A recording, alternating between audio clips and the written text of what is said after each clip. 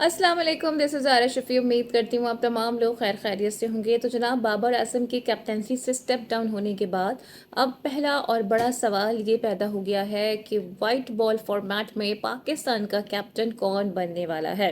इस हवाले से कुछ नाम ज़ेर गौर ज़रूर हैं, लेकिन ये बात भी काफ़ी हद तक अब क्लियर हो गई है कि विकेट कीपर बैट्समैन यानी कि मोहम्मद रिजवान और फास्ट बॉलर शाहीन शाह आफरीदी के कैप्टन बनने के इम्कानात बहुत मादूम, इनफैक्ट ख़त्म हुई होते हुए हमें नज़र आ रही हैं। इनफैक्ट सऊद शकील हों, इसके अलावा एग्रेसिव बैटिंग का मुजाहरा करने वाले फ़खर जमान, आगा अली सलमान और मोहम्मद हारिस का नाम भी वाइट बॉल कैप्टनसी के लिए ज़ेर गौर नज़र आ रहा है और इस पर भी मुशावरत हो रही है। जहाँ तक सऊद शकील की बात है, तो हमने ये देखा था कि अभी जब पाकिस्तान की सीरीज़ हुई थी बांग्लादेश के अगेंस्ट, तो वहाँ पर मोहम्मद रिजवान की जगह एज अ नाइब कैप्टन सऊद शकील को लगाया गया था शान मसूद के साथ। और अगर हम देखें सिमिलरली, तो फ़खर जमान ने भी पाकिस्तान सुपर लीग में लाहौर कलंदर्स की क़यादत की है। आगा अली सलमान ने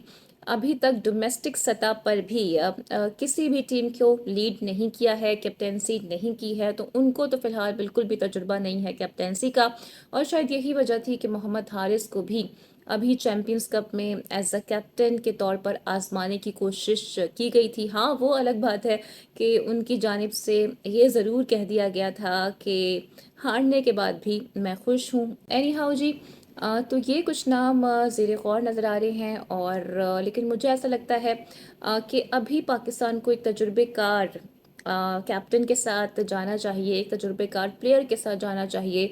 वो हमें फ़खर ज़मान की सूरत में भी मिल सकते हैं और वो हमें मोहम्मद रिजवान की सूरत में भी मिल सकते हैं। कल तक हम ये देख रहे थे कि जो स्ट्रॉन्ग कंटेंडर हैं वो मोहम्मद रिजवान ही हैं, लेकिन यहाँ पर जो गैरी क्रिस्टन का वोट है वो इंतहाई अहमियत इख्तियार कर चुका है, क्योंकि गैरी क्रिस्टन T20 में किसी यंग ब्लड को लाना चाहते हैं और उनका ये मानना है और ज़राए भी ये कोट कर रहे हैं कि पीसीबी हो, चीफ सेलेक्टर्स हों या फिर हेड कोचेस हों, वो ये चाह रही हैं कि वाइट बॉल कैप्टेंसी के लिए एक ऐसा खिलाड़ी आए जो कि नॉन कंट्रोवर्शियल हो।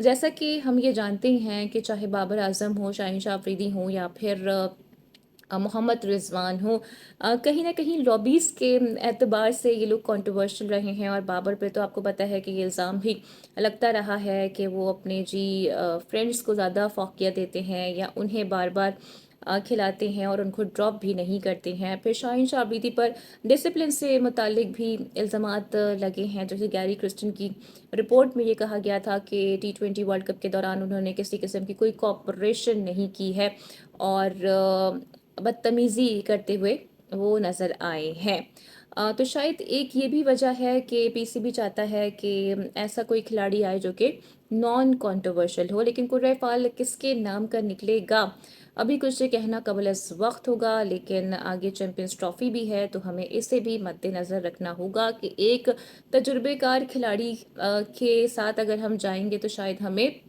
कंडीशंस को समझने में और कैप्टेंसी के एतबार से थोड़ी बहुत आसानी हो जाएगी, बिकॉज हमारा जो ट्रैक रिकॉर्ड रहा है उसमें हम मुस्तकिल हार रहे हैं और चैम्पियंस ट्रॉफी में हम बिल्कुल भी हार को अब अफोर्ड नहीं कर सकते हैं। इसके अलावा जी, उस्मान कादिर के हवाले से बात करूंगी, जिन्होंने आज पाकिस्तान क्रिकेट से रिटायरमेंट का बाज़ाब्ता ऐलान कर दिया है। और वो एक्स क्रिकेटर अब्दुल कादिर मरहूम के साहिबजादे भी हैं। उन्होंने एक ओडीआई मैच खेला है और 25 T20 मैचेस में पाकिस्तान की उन्होंने नुमाइंदगी की है। और आज बड़े ही दिल बर्दाश्ता होकर उन्होंने पाकिस्तान क्रिकेट को खैराबाद कह दिया है। उन्होंने कहा है कि एनओसी के हुसूल के लिए भी उन्हें मुश्किलात दरपेश रही हैं। उन्होंने कहा कि जितना भी मेरा सफ़र रहा है पाकिस्तान टीम के साथ, वो मेरे लिए बड़े ही एज़ाज़ की बात है कि मैंने पाकिस्तान की नुमाइंदगी की है और ये मेरे लिए बहुत बड़ा एज़ाज़ भी है। साथ साथ वो ये भी कह रहे हैं कि जो दीगर ममालिक हैं वहाँ जाके मैं अपने मुस्तकबिल को देखूँगा क्रिकेट के एतबार से, लेकिन मैं चाहता हूँ कि अपने फादर की लेगेसी को मैं कंटिन्यू रखूँ। तो ये कुछ बातें हैं जो कि उस्मान कादिर की जानिब से की गई हैं, लेकिन उनकी अहलिया ने भी एक ट्वीट किया है और उन्होंने ये कहा है कि आज का दिन उनके लिए एक स्याह दिन है। और वो ये भी कहती हैं कि नेपोटिज्म और फेवरेटिज्म हर शोबे में ही हमें नज़र आ रहा है, बल्कि हर शोबे में ही रच बस गया है। और यही वजह है कि हम प्रोग्रेस नहीं कर पा रहे हैं और हम पीछे रह गए हैं। और इसी तरह अगर मैरिट का कत्लेआम होता रहेगा तो फिर हम प्रोग्रेस नहीं कर पाएंगे। और हम बिल्कुल इस बात से इत्तेफाक करते हैं, क्योंकि ऐसी एग्जाम्पल्स हमारे पास माजी में भी मौजूद हैं। उस्मान खान ने भी जी ऐसे ही दिल बर्दाश्ता हो के पाकिस्तान ने क्रिकेट को खैराबाद किया था, और उसके बाद फिर वो दुबई से खेलना चाह रहे थे, और फिर उसके बाद हम उनको वापस लेकर आए थे। तो ये बात तो तय है कि हम टैलेंट की कदर नहीं करते हैं, और हम जो नए प्लेयर्स होते हैं उनको उस तरह से शायद आगे भी नहीं आने देते हैं। और फिर हम इस बात का शिकवा भी करते हैं कि हमारे पास बैकअप तैयार नहीं है।